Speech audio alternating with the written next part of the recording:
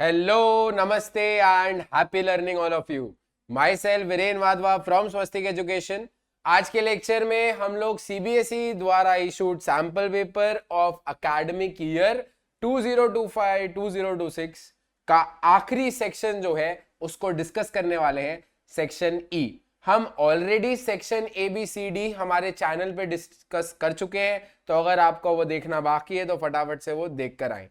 अब इस लेक्चर को शुरुआत करने से पहले मैं कुछ सूचनाएं दे देता हूं।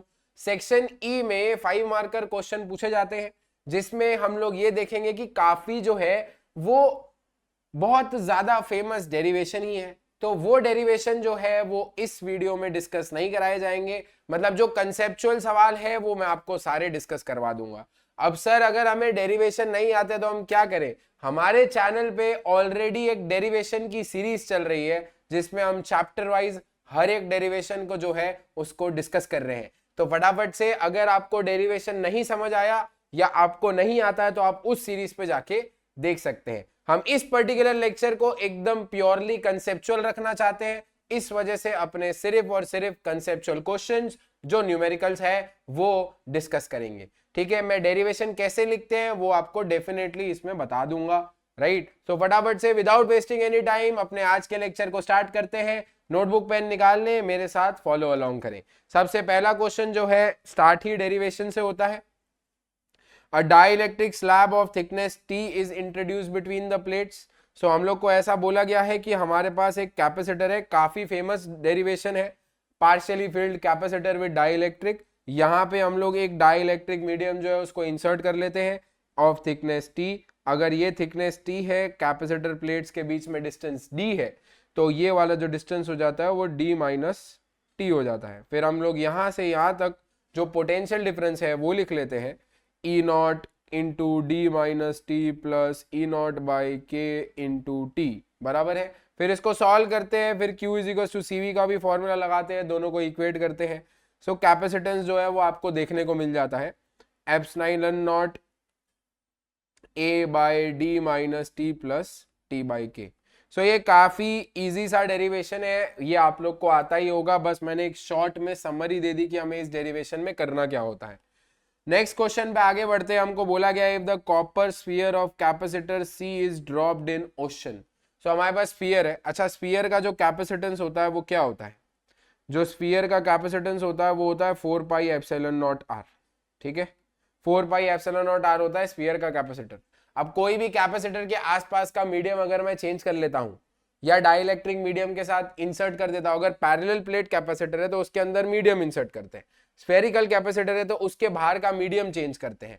तो हमें इतना तो पता है कि अगर हम मीडियम को चेंज करते हैं, डाइलेक्ट्रिक मीडियम को पुट करते हैं, तो कैपेसिटर पे क्या इफेक्ट करता है?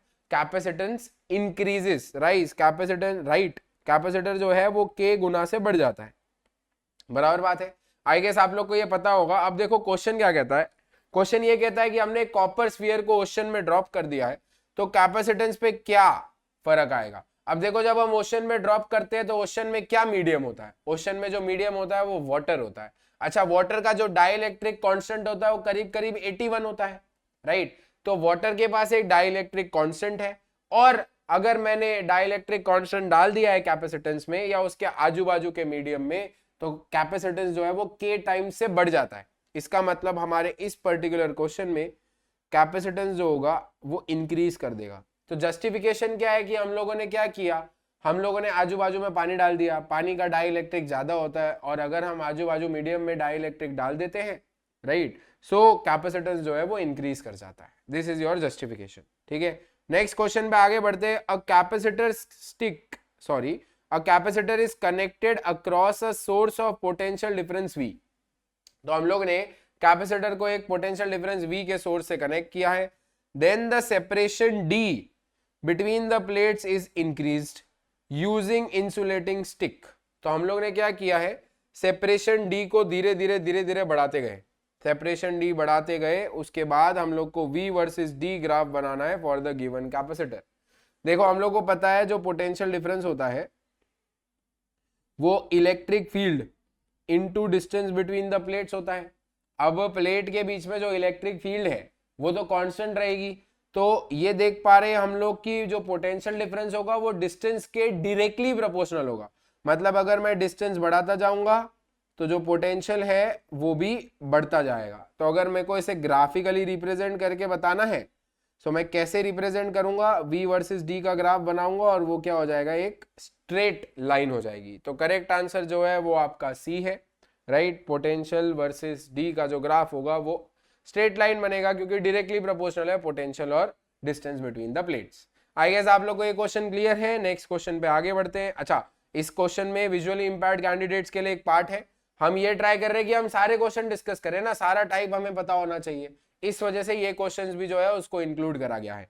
सो देखो हमको बोला है capacitor is connected across potential difference V is then separated. अच्छा, सेपरेशन डिस्टेंस को क्या कर दिया, इंक्रीज कर दिया, मतलब D को बढ़ा दिया। हमें पता है कैपेसिटेंस का फॉर्मूला होता है apps not A by D, right. अब हम लोगों ने अगर D को इंक्रीज कर दिया, वी कैन सी दैट, सबसे पहले तो हम लोग ये देख लेते हैं कि जो कैपेसिटेंस है वो इनवर्सली प्रोपोर्शनल टू D है। तो अगर मैं D को बढ़ाऊंगा तो मेरा जो कैपेसिटेंस है वो कम हो जाएगा, राइट। अब देखो क्वेश्चन क्या कहा जाता है, will the energy stored in a capacitor increase और decrease, justify. Energy stored in a capacitor का फॉर्मूला होता है half Q square by C. मैं ये वाला फॉर्मूला इसलिए यूज कर रहा हूं बिकॉज जो चार्ज है उस पर कोई इफेक्ट नहीं आएगा, तो ये जो पूरा चीज हो जाएगा ये मेरा कांस्टेंट हो जाएगा। तो इससे ये देखने को मिलेगा कि जो एनर्जी है मेरी वो इनवर्सली प्रोपोर्शनल टू सी है, राइट। जो एनर्जी है उसको यू से लिख देता हूं भाई, क्योंकि ई फॉर इलेक्ट्रिक फील्ड भी होता है। तो जो एनर्जी है वो इनवर्सली प्रोपोर्शनल टू कैपेसिटेंस है। अब देखो मेरा जो कैपेसिटेंस है वो कम हुआ है। अगर मेरा कैपेसिटेंस कम होगा तो जो मेरी एनर्जी होगी वो बढ़ जाएगी। तो मेरा जो फाइनल आंसर है, कैपेसिटेंस कम होने की वजह से जो मेरी एनर्जी है वो इंक्रीज कर जाएगी, ये आपका आंसर होगा। तो करेक्ट आंसर जो होगा वो इंक्रीज हो जाएगा, ठीक है। नेक्स्ट क्वेश्चन पे आगे बढ़ते हैं। अब अगला क्वेश्चन काफी अच्छा सवाल है, this is a very important question, और हमारे एनसीईआरटी में भी एक ऐसा सवाल है जहां पे ऑलरेडी बनी हुई इलेक्ट्रिक फील्ड है। अब उसके अंदर अगर हम लोगों को दो चार्ज पार्टिकल्स को लाना है तो कितना कितनी पोटेंशियल एनर्जी या कितना वर्क डन करना पड़ता है, ये हमें कैलकुलेट करना होता है। अगेन ये वाला जो क्वेश्चन है इसको हम हमारे डेरिवेशन सीरीज में एज अ डेरिवेशन डिस्कस किए हैं, because derivation has meant for increasing our conceptual understanding. Just अब क्या होता है, लोगों को ऐसा लगता है कि डेरिवेशन तो रट्टा ही मारने के लिए होते हैं, बिल्कुल नहीं। डेरिवेशन पूछे जाए नहीं जाए या पूछे जाने की संभावना हो नहीं हो वो अलग जगह पे, बट जब हम डेरिवेशन को प्रॉपरली समझ के करते हैं तो उससे हमारे क्वेश्चन सॉल्विंग जो है बहुत अच्छी हो जाती है, राइट। सो देखो हमको क्वेश्चन में ऐसा बोला गया है कि 1 म्यूसी का चार्ज है उसको हमने ओरिजिन पे प्लेस किया है। सो हमारे पास एक चार्ज है 1 म्यूसी, इसको हम लोगों ने ओरिजिन पे प्लेस किया है, और हमारे पास एक और चार्ज है 3 म्यूसी, उसको हम लोगों ने 20,0,0 पे प्लेस किया है। ऑलरेडी एक यूनिफॉर्म इलेक्ट्रिक फील्ड जो है वो यहाँ पे है 40 वोल्ट पर मीटर आई कैप की। आई कैप ये दिखाता है कि जो इलेक्ट्रिक फील्ड है वो एक्स एक्सिस में है। This is a conceptual question, काफी बढ़िया सवाल है। हमें बोला गया है find electrical potential energy of the system. So कभी भी इलेक्ट्रिकल पोटेंशियल एनर्जी हमें कैलकुलेट करनी होती है तो हम क्या करते हैं, ये पूरे सिस्टम को इनफाइनाइट पे लेके जाते हैं और फिर एक एक करके चार्ज को यहाँ लेके आते हैं। अब देखो सबसे पहले ये सारा सिस्टम इनफाइनाइट पे है। अब सबसे पहले हम क्या करने वाले हैं, एक चार्ज को उठा के 1 म्यूसी को उठा के यहाँ रखने वाले हैं। अच्छा, हमको क्वेश्चन में ये भी बोला है पोटेंशियल एट ओरिजिन जो है वो 0 है, there is no potential at origin, right. सो अब देखो सबसे पहले मैं इस चार्ज को मैं Q1 नाम दे देता हूं, इस चार्ज को मैं Q2 नाम दे देता हूं। इधर जो पोटेंशियल है वो V1 है, इधर जो पोटेंशियल है वो V2 है। आई गेस सबको क्लियर होता है। अब देखो जब मैं चार्ज Q1 को from infinite to point A लाऊंगा, ये पॉइंट A है मेरा, ये पॉइंट B है, ठीक है। तो जब हम चार्ज Q1 को इनफाइनाइट से पॉइंट A में लाएंगे तो जो वर्क डन होगा, वर्क डन का फॉर्मूला हमें पता है क्या होता है, charge into potential difference, right. अब चार्ज Q1 है और पोटेंशियल डिफरेंस 0 हो जाएगा क्योंकि इनफाइनाइट पे पोटेंशियल 0 होता है, ये हमें पता होता है। अब क्वेश्चन में ये दिया है कि इस पर्टिकुलर पॉइंट पे भी जो पोटेंशियल है वो 0 है, ये भी हमें गिवन है, ठीक है। सो हम लोग जो पोटेंशियल डिफरेंस है उसको जीरो कर देंगे, तो पहले वाले चार्ज को यहां लाने में कोई भी काम नहीं करा जाएगा। अब हम क्या करेंगे, Q2 को from infinite to point B लाएंगे। तो Q2 को अगर हम लोग इनफाइनाइट से पॉइंट बी लाते हैं तो अगेन वर्क डन होगा। इस बार दो दो वर्क डन होंगे, एक जो इलेक्ट्रिक फील्ड ऑलरेडी वहां बनी हुई है उसकी वजह से, दूसरा जो ऑलरेडी एक चार्ज अब यहां बैठ चुका है, ये चार्ज पॉजिटिव है, हम पॉजिटिव चार्ज को ला रहे हैं तो ये इसको धक्का मारेगा, जिस वजह से इन दोनों के बीच में भी एक पोटेंशियल एनर्जी जो है वो क्रिएट हो जाएगी। So we have to work done. सबसे पहले एक जो वर्क डन इलेक्ट्रिक फील्ड करेगी Q2 V2, और जो दूसरा वर्क डन होगा जो इन दोनों के बीच में होगा K Q1 Q2 by R। ठीक है, अब ये दोनों वर्क डन जो है वो कैलकुलेट कर लेते हैं। हमें पता है पोटेंशियल का फॉर्मूला होता है इलेक्ट्रिक फील्ड इनटू डिस्टेंस, तो इलेक्ट्रिक फील्ड जो है उसको डिस्टेंस से मल्टीप्लाई कर देंगे और इधर K Q1 Q2 by R लिख देंगे। अब यहाँ पे हम वैल्यूज पुट करेंगे, हमारा आंसर आ जाएगा। देखो जो चार्ज Q2 है वो क्या है, 3 × 10⁻⁻⁶। जो इलेक्ट्रिक फील्ड है वो कितनी है, 40 है, और जो R है वो कितना है, इसको थोड़ा साइड में लिखूं क्या, थोड़ा जगह नहीं मिलेगा वरना। जो R है वो क्या है, जो मेरा R है, R is 20 right, plus K की जगह पे 9 × 10⁻⁹, Q1 की जगह पे 1 × 10⁻⁻3, Q2 की जगह पे 3 × 10⁻3 नहीं -6, और जो R है उसकी जगह पे 20। आई गेस आप लोग क्लियर है राइट। अब इस पूरे को सॉल्व करेंगे, ये 4 2 8, 8 3 24, 24 × 10⁻⁴ हो जाएगा, प्लस यहाँ पे अगर हम लोग देखेंगे तो 27/2 13.5 है, 13.5 है, 12 तो 10⁻⁴ अगेन। क्या मैं सही कर रहा हूँ, देख लेते हैं एक बार। जो मेरा आंसर है वो भी मैं चेक कर लेता हूँ। यस, सो जो मेरा आंसर है वो 37.5 × 10⁻⁴ जूल है। ठीक है, यस। सो इस तरीके से हम लोग ये वाला क्वेश्चन कर सकते हैं। प्योरली कंसेप्चुअल बेस्ड क्वेश्चन था, 3 मार्क कैरी भी करता है, करना भी चाहिए राइट। सो इस तरीके से आप लोग ये जो क्वेश्चन है उसको सॉल्व कर सकते हैं। नेक्स्ट क्वेश्चन पे आगे बढ़ते हैं। Next question is a easy question, conceptual सवाल है, अगेन इजी है। हम लोग को क्वेश्चन में बोला गया है, हम लोग पहले एक चार्ज पार्टिकल को A से C लेके गए, फिर C से B लेके गए। यहाँ पे वर्क डन है वर्क 1, और हम लोग दूसरे चार्ज पार्टिकल को A से D लेके गए और D से B लेके गए, ये है हमारा work done 2 in an uniform electric field. तो हमें बताना है कि कौन सा वर्क डन ज्यादा होगा, या वर्क डन और वर्क 1 और वर्क 2 में क्या रिलेशनशिप होगा। सो वर्क 1 और वर्क 2 जो होगा उनका जो रिलेशनशिप होगा वो इक्वल होगा। वाई सो, वर्क डन इक्वल क्यों है, बिकॉज इलेक्ट्रिक फील्ड जो होती है वो कंजर्वेटिव इन नेचर होती है। Electric field conservative in nature है, इसका मतलब क्या हुआ, वर्क डन जो है वो पाथ पे डिपेंड नहीं करता है, सिर्फ इनिशियल और फाइनल पॉइंट पे ही डिपेंड करता है। यहाँ पे हमारा इनिशियल पॉइंट A है, फाइनल पॉइंट B है पहले केस में, दूसरे केस में भी हमारा इनिशियल पॉइंट A है, फाइनल पॉइंट B है। सो इस वजह से हमारा जो वर्क डन है वो दोनों के दोनों केसेस में सेम रहेगा।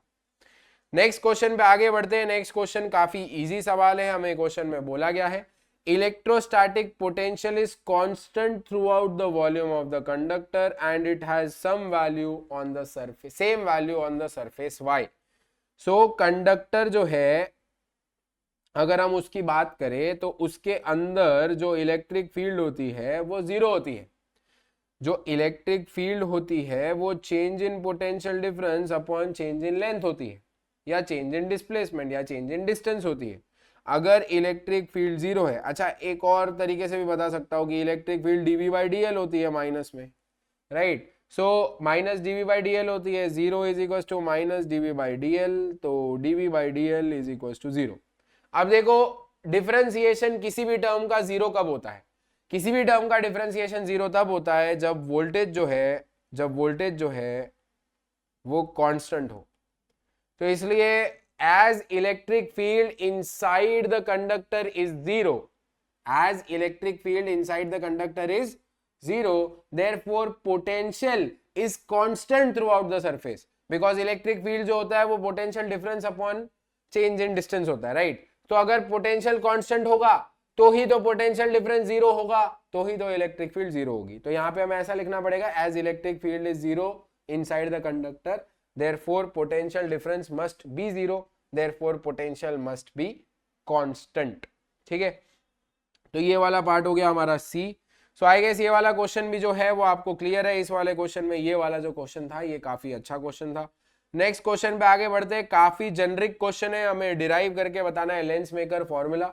तो हम रिफ्रैक्शन थ्रू स्फेरिकल सरफेस को 2 बार अप्लाई करते हैं, आई गेस आप लोग को पता ही होगा। तो उस तरीके से आप ये खुद से कर सकते हैं, DIY, डू इट योरसेल्फ। ठीक है, सो ये आपका डेफिनेटली खुद से हो जाएगा। नेक्स्ट क्वेश्चन पे आगे बढ़ते हैं। Equiconvex lens are to be manufactured from a glass of refractive index. देखो हमारे पास एक इक्वी कॉन्वेक्स लेंस है, बराबर है। इक्वी कॉन्वेक्स का मतलब ये भी रेडियस ऑफ कर्वेचर r है, इसका भी जो रेडियस ऑफ कर्वेचर है वो r है। ठीक है, अब अपने को बोला गया है कि जो हमारा रिफ्रैक्टिव इंडेक्स है वो 1.55 है, ये मीडियम का, mu medium is 1.55, mu lens my bad, and इसके आजू बाजू में कोई मीडियम नहीं दिया है, तो मीडियम का जो रिफ्रैक्टिव इंडेक्स होगा वो 1 होगा, हम एयर अज्यूम करके चलेंगे। ठीक है, what is the radius of curvature required if the focal length of this lens is 10। तो लेंस मेकर फॉर्मूला बस अप्लाई करना है। We know that lens maker formula वो होता क्या है, 1/f is equal to mu L by mu M minus 1 into bracket 1/r1 minus 1/r2, right. So हमको focal length given है 10 सेंटीमीटर है, राइट। तो मैं क्या कर लेता हूं, सेंटीमीटर में ही कैलकुलेशन को कर लेता हूं, ताकि मेरा जो रेडियस ऑफ कर्वेचर है वो भी सेंटीमीटर में ही आ जाए। ठीक है, 1/10 mine equal to mu L की जगह पे मैं लिख रहा हूँ 1.55, म्यू एम की जगह लिख रहा हूँ 1, रेडियस ऑफ कर्वेचर। अब देखो R1 जो है वो लेफ्ट हैंड साइड वाला रेडियस होगा, वो हमारा राइट हैंड साइड पे देख रहा है, मतलब उसको पॉजिटिव लेना है, और जो दूसरा वाला रेडियस ऑफ कर्वेचर है वो लेफ्ट हैंड साइड फेस कर रहा है, इसका मतलब हम उसको नेगेटिव लेंगे। ठीक है, सो 1/10 0.55 और इधर क्या आ जाएगा 2/r। सो गौर करेंगे r की वैल्यू जो आपको देखने को मिलेगी वो 0.55 इंटू 10 इंटू 2 देखने को मिलेगी, तो r की वैल्यू 5.5 इंटू 2 आ जाएगी, मतलब r की वैल्यू 11 सेंटीमीटर आ जाएगी। सो जो हमारा रेडियस ऑफ कर्वेचर होना चाहिए जिससे हमारा लेंस बना है वो 11 सेंटीमीटर का होना चाहिए। काफी इजी सवाल है, लेंस मेकर फॉर्मूला भी आपको ऑलरेडी आता होगा, और अगला वाला जो है वो उसी फॉर्मूला को यूज करते हुए आपको क्वेश्चन को सॉल्व करना है। काफी जेनरिक क्वेश्चन है। अगेन इस पूरे सैंपल पेपर में हमें कोई टेलीस्कोप या माइक्रोस्कोप का क्वेश्चन जो है वो देखने को नहीं मिला, सिर्फ एक माइक्रोस्कोप का क्वेश्चन जो था वो भी देखने को मिला था, वो भी काफी आसानी था। ठीक है, नेक्स्ट क्वेश्चन पे आगे बढ़ते हैं। देखो ये पूरा यहाँ पे लिखा हुआ ही है, राइट। ये PDF जो है वो हम लोग डिस्क्रिप्शन बॉक्स में डाल देंगे सेक्शन A to E का, ताकि आप उसको आगे चल के रिफर भी कर पाए, राइट। सो ये पूरा का पूरा जो डेरिवेशन है आपको बोर्ड्स में कैसे लिखना है वो ऑलरेडी यहाँ पे लिख के रखा गया है। नेक्स्ट क्वेश्चन पे आगे बढ़ते हैं अपने फटाफट से। नेक्स्ट क्वेश्चन पूरा का पूरा डेरिवेशन है, राइट। सबसे पहले हमको बोला गया एंगल ऑफ डेविएशन जो है उसको डिफाइन करके बताइए। एंगल ऑफ डेविएशन होता क्या है, एंगल ऑफ इंसिडेंस और angle of emergence. Incident ray जो होती है जहां पे इंसिडेंट करी, और एमरजेंस रे होती है जहां से बाहर निकली, इन दोनों के बीच में जो एंगल है कि जितना रे मेरा डेविएट हुआ प्रिज्म में जाने के बाद, उसको हम एंगल ऑफ डेविएशन बोलते हैं। So the angle of deviation represents the angle by which a light रे is deviated after passing through the prism. ठीक है, सो इसका आपको फ्री का 1 मार्क जो है वो आराम से मिल जाएगा। दूसरा जो प्रिज्म का काफी फेमस डेरिवेशन है, delta is equal to I plus E minus A, ये वाला जो डेरिवेशन है ये आपको इसमें करके बताना है। अगेन डेरिवेशन काफी फेमस है, तो आई गेस आप लोग को इसमें कोई दिक्कत नहीं आएगी। 3 मार्क्स आपको फ्री में मिल जाएंगे, फ्री में तो नहीं, लिखना पड़ेगा, right. Right the condition of minimum deviation.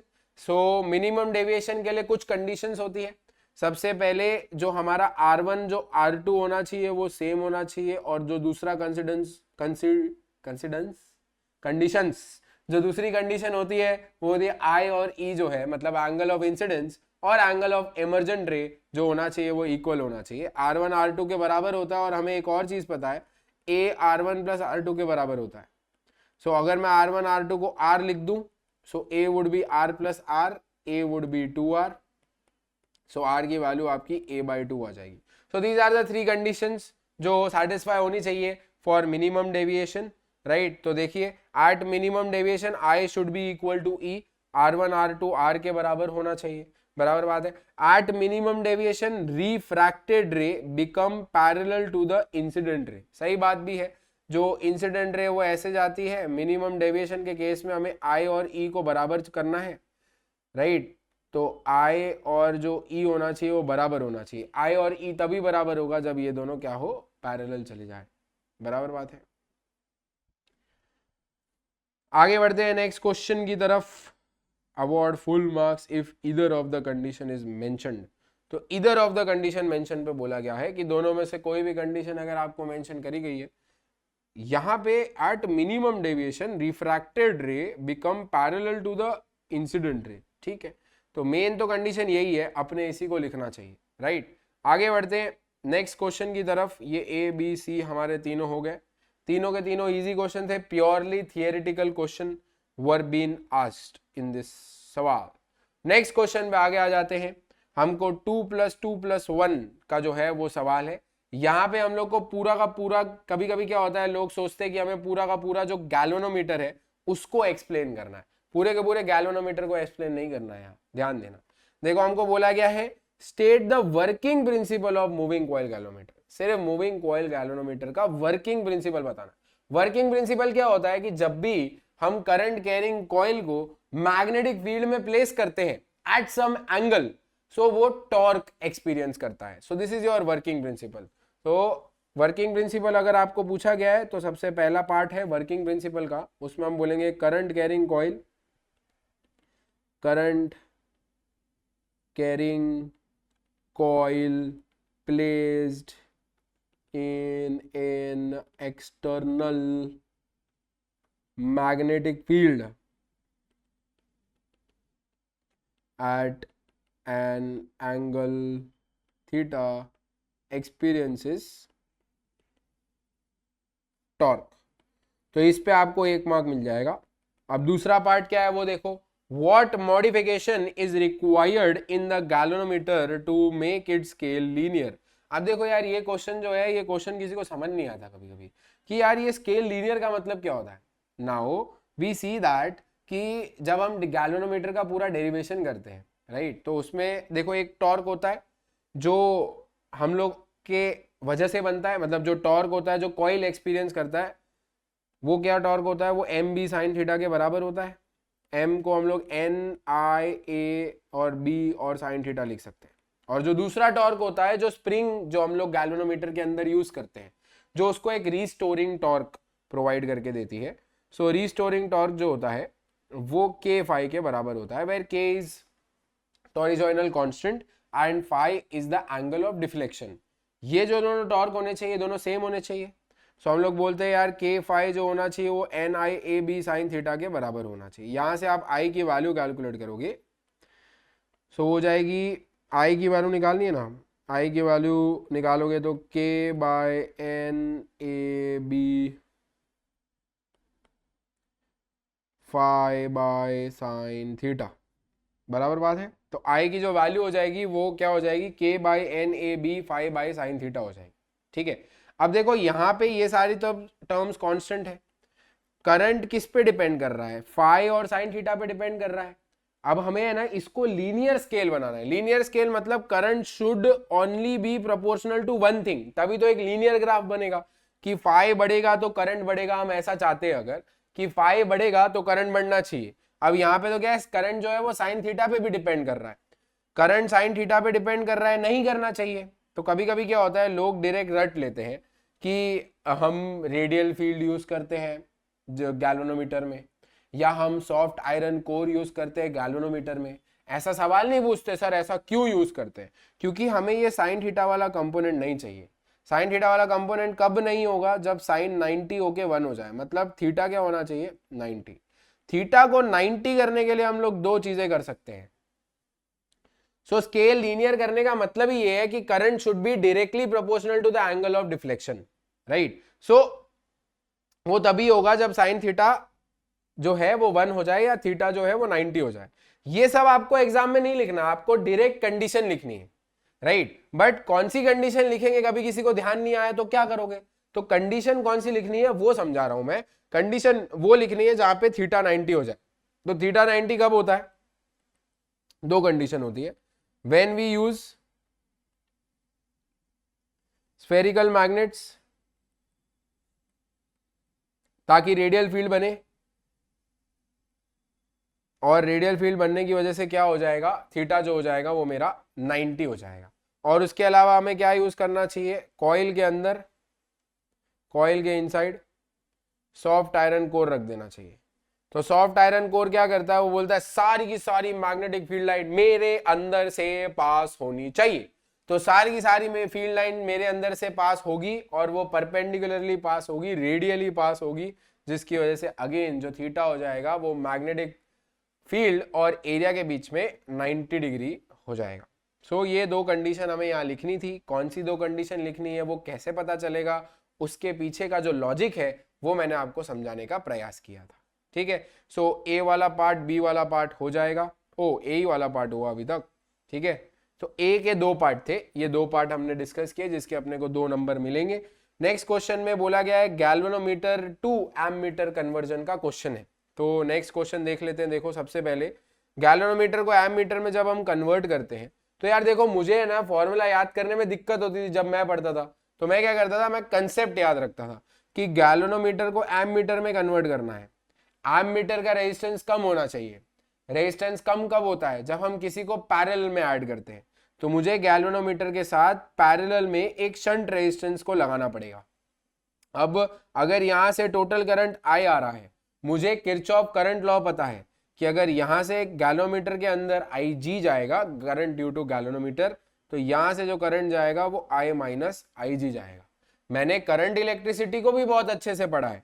मुझे पता है कि अगर दो रेजिस्टर्स पैरेलल में होते हैं तो उनके अक्रॉस जो वोल्टेज होता है वो सेम होता है। सो इधर जो वोल्टेज होगा वो क्या होगा, I minus I G into R S, current into resistance, और नीचे जो वोल्टेज क्या होगा, I G R G, I into R, I of galvanometer into R of galvanometer. तो ये जो पूरा इक्वेशन है ना, ये मुझे याद नहीं होता था, पता नहीं, या मुझे कंसेप्चुअल पढ़ने का बहुत मजा आता था, तो फिर मैंने ऐसे चीजों को याद रखा था। सो हम लोगों को क्या क्या गिवन है, देखो आई जी दिया हुआ है 49.5 और आर जी दिया हुआ है 49.5 और आई जी दिया हुआ है 0.05। तो ये दोनों वैल्यूज जो है वो हम नीचे पुट कर सकते हैं। हम आई जी की जगह पे क्या लिख देंगे, 0.05, और आर जी की जगह पे लिख देंगे 49.5। अब हमें क्या चाहिए, हमारा जो एमीटर है उसका रेंज 5 एम्पियर्स हो जाना चाहिए, मतलब करंट का वैल्यू आपको 5 दिया है। सो करंट की जगह पे 5, आई जी की जगह 0.05, और शंट रेजिस्टेंस कितना लगाना है वो कैलकुलेट करके बताना है।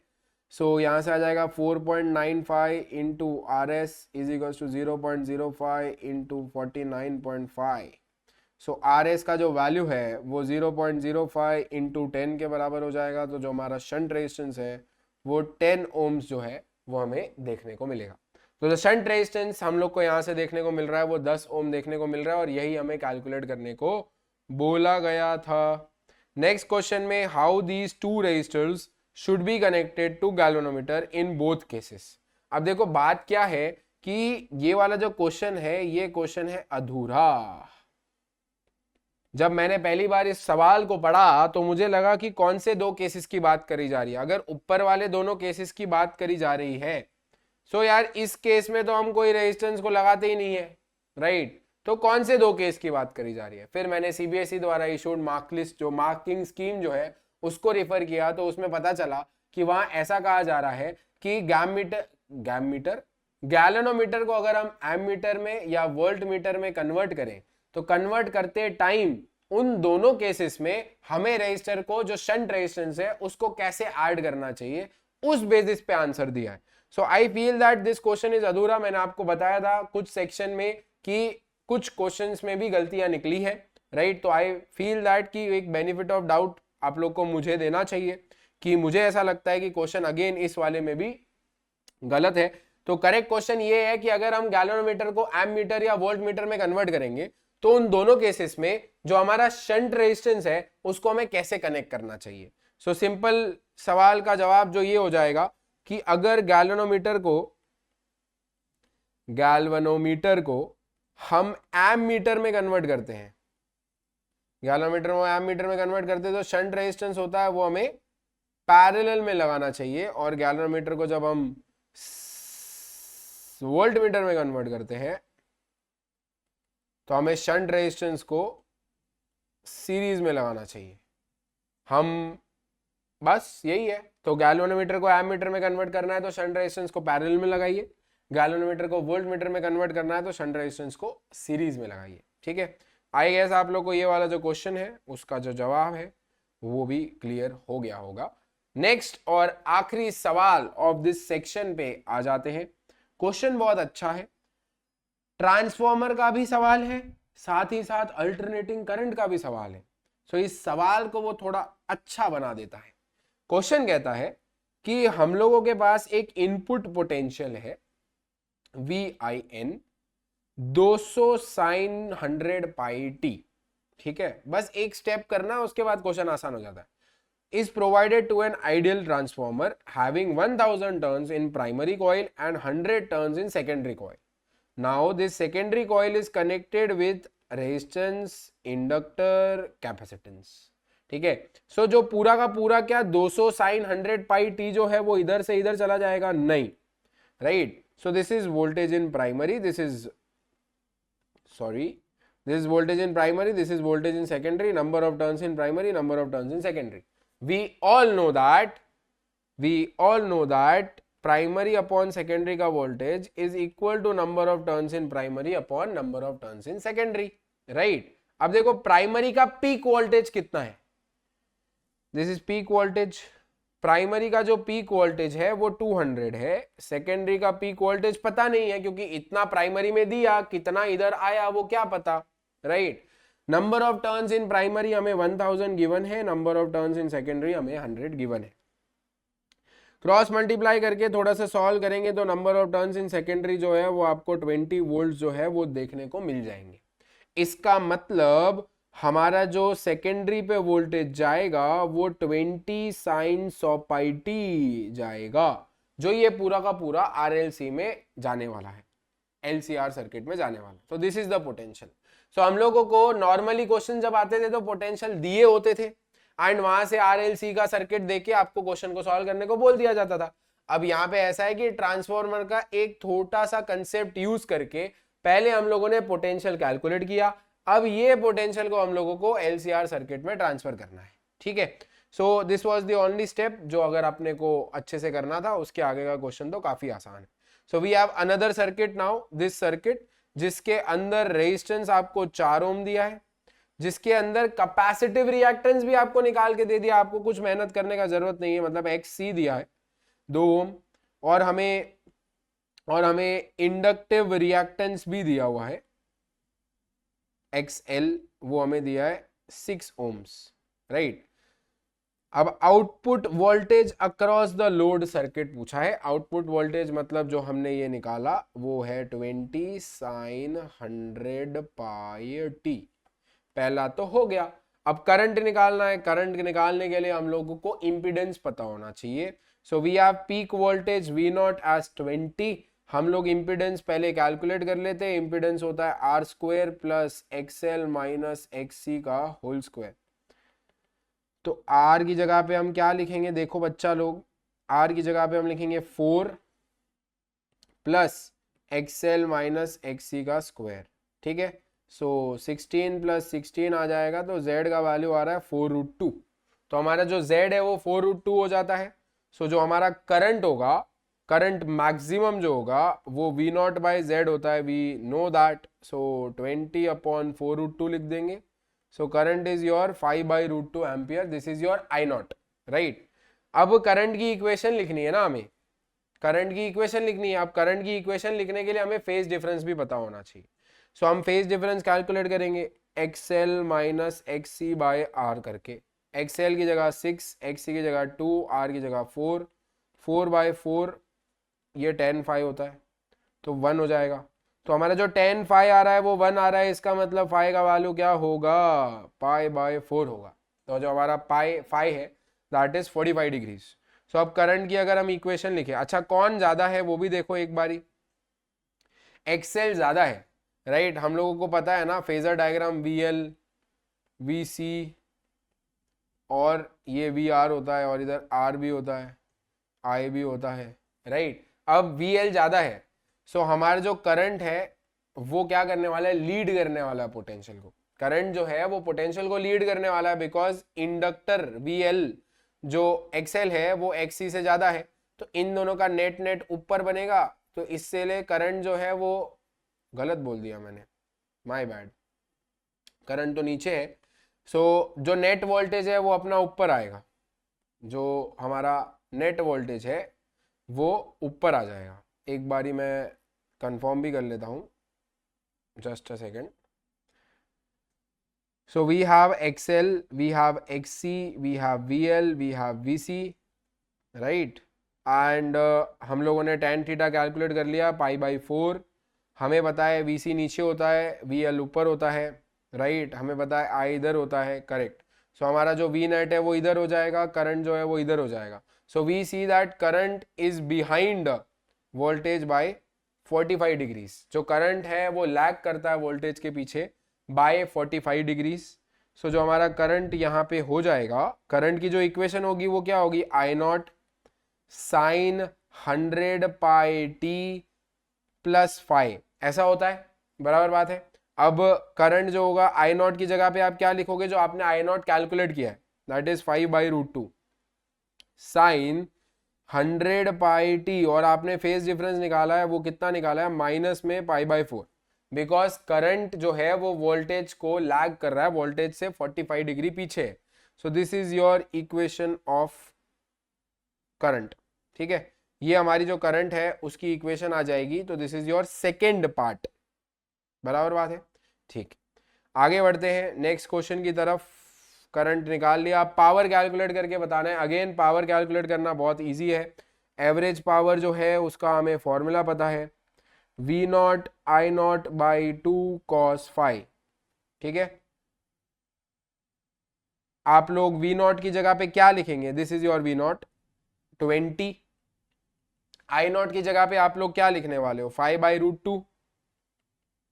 cos phi की जगह पे आप क्या लिखने वाले हो, cos 45 और अपॉन में 2, तो 10 इंटू 5/√2 इंटू 1/√2, तो यहां से आ जाएगा 25 वॉट। तो जो हमारी पावर हो जाएगी वो V0 I0/2 cos phi होता है। VRMS IRMS cos phi भी बोल सकते हो, V0 I0/2 cos phi भी बोल सकते हो, ठीक है। सो राइट, सो हमारी जो पावर है, एवरेज पावर, वो 25 वॉट आ रही है। So this is your third part. State the working principle of transformer and explain how it is a key component in the transfer of electric power over long distances. So काफी easy theoretical सवाल है। Transformer कौन से principal पे work करता है, वो कौन से प्रिंसिपल पे वर्क करता है, म्यूचुअल इंडक्शन के जो प्रिंसिपल है उस पे वर्क करता है। और उसके बाद हम लोगों को बोला गया है कि क्यों ट्रांसफॉर्मर एक की कंपोनेंट है of transferring electric power over long distances. देखो, जब हम लॉन्ग डिस्टेंस पे इलेक्ट्रिक पावर ट्रांसफर करते हैं, अगर हम करंट को बहुत ज्यादा रखें, अब देखो लॉन्ग डिस्टेंस पे पास कर रहे हैं तो वायर बहुत बड़ी है, वायर बहुत बड़ी है तो रेजिस्टेंस उसका ऑलरेडी बहुत ज्यादा है। सो अगर हमने करंट को बहुत ज्यादा कर दिया तो अकॉर्डिंग टू पावर का फॉर्मूला I²R, राइट, तो उससे हम लोग को क्या पता चलता है कि I²R करेंगे तो हीटिंग जो होगी वो वायर की बहुत ज्यादा हो जाएगी, एनर्जी लॉस बहुत ज्यादा हो जाएगा। सो हमको ये मेक श्योर करना होता है कि जब हम लोग बहुत लॉन्ग डिस्टेंसेस पे पावर को भेजते हैं, करंट को भेजते हैं, तो करंट बहुत कम होना चाहिए। So current should be very less. Current अगर बहुत कम होना चाहिए तो potential should be very very large. तो ट्रांसफॉर्मर क्या करेगा, ट्रांसफॉर्मर करेगा, हम इसमें क्या यूज करेंगे, स्टेप अप ट्रांसफॉर्मर यूज कर लेंगे। अगर हम स्टेप अप ट्रांसफॉर्मर जो है उसको यूज करते हैं, स्टेप अप ट्रांसफॉर्मर को यूज करते हैं, स्टेप अप ट्रांसफॉर्मर को यूज करने की वजह से क्या होता है, वो वोल्टेज को बहुत अच्छे टाइम से बढ़ा लेता है, जिसकी वजह से करंट जो है वो बहुत ज्यादा कम हो जाता है, जिसकी वजह से वो पावर एक जगह से दूसरी जगह पहुंच जाती है विदाउट एनी बहुत ज्यादा energy loss. So it minimises energy losses. So energy losses को मिनिमाइज करता है, जिस वजह से हमें ये देखने को मिलता है कि ट्रांसफॉर्मर जो है वो बहुत ज्यादा एक की कंपोनेंट है to transfer power from one point to another over long distances. So I guess आप लोग को ये क्वेश्चन जो है वो बहुत अच्छे से समझ आ गया होगा। अब when you compare this answer with CBSE का मार्किंग स्कीम, सो सीबीएसई में दो गलतियां करी गई है। सबसे पहले वो मार्किंग स्कीम में एक ये गलती है कि करंट को वहां पे लिखा गया कि current leads the voltage by pi by 4, but असली में जो करंट होना चाहिए वो लैग करना चाहिए by voltage by pi by 4। दूसरा जो एवरेज पावर है वो अपना 25 वॉट आया है, और आंसर की में जो एवरेज पावर लिखा है वो 50 वॉट लिखा है। उनने अपॉन में 2 यहाँ तो लिखा है, बट यहाँ अपॉन 2 करना भूल गए हैं, ऐसा है। सो इस वजह से वहां पे जो आंसर है वो 50 आया है, ना कि 25।